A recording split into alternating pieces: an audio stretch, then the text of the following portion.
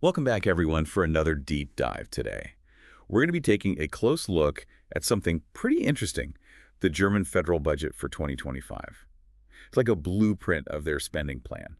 We're going to break it down and figure out what it tells us about Germany's priorities, where they're focusing their resources, and what it all means for the future of the country. Right. It's always fascinating to get a glimpse into these sorts of documents. Absolutely. It gives us a peek behind the curtain, so to speak. And this one's a big one. We're talking about a budget of 488,609,120,000 euros. Wow, that's a lot of zeros. It is. That's more than the entire GDP of Switzerland. Gives you a sense of scale, right? Definitely.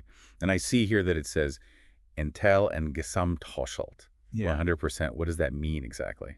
That means we're looking at the whole shebang, the entire planned budget, not just a portion of it. It's all laid out right here in front of us. Okay, got it. So let's jump into the specifics.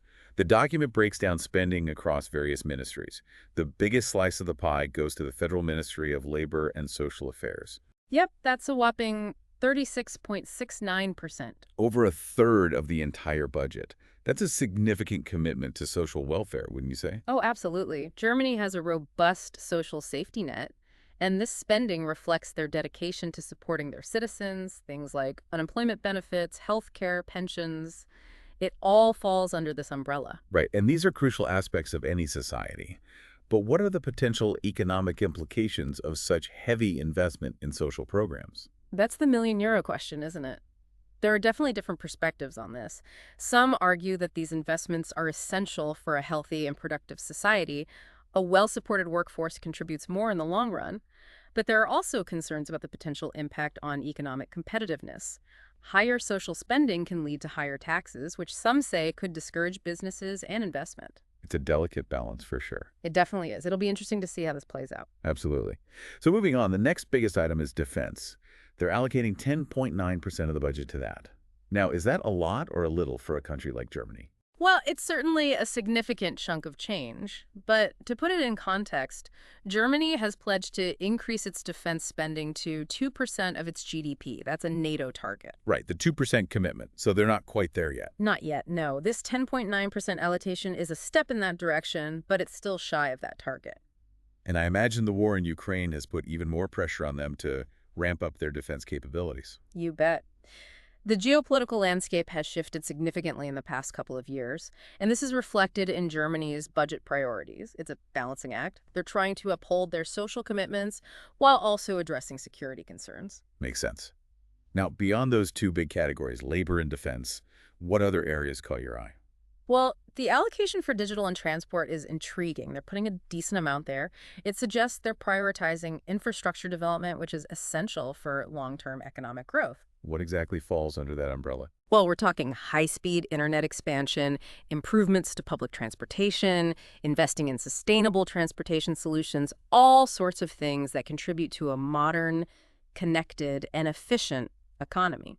Sounds like they're thinking ahead. It seems that way. And then even smaller allocations can be revealing. Take the Federal Constitutional Court, for example. They receive a relatively small sum compared to the big ministries, but it's still a crucial investment. Why is that? Well, the Constitutional Court is the highest court in Germany. They're responsible for upholding the basic law, ensuring the government acts within its constitutional limits, and protecting fundamental rights. So it's all about checks and balances. Exactly. That's a cornerstone of any democracy. Looking at all these different allocations, the big ones like labor and defense, and the smaller but still significant ones like digital and transport and the Constitutional Court, what does this budget tell us about Germany's vision for its future? That's the big picture question, isn't it? I think this budget reflects a country that's trying to find a balance. They're trying to maintain their strong social safety net while also adapting to a changing world. They're investing in the future with their focus on infrastructure and technology, but they're also mindful of the present, particularly when it comes to security concerns. Right, it's a balancing act for sure. It always is. Well, thank you so much for taking us on this deep dive into the German budget.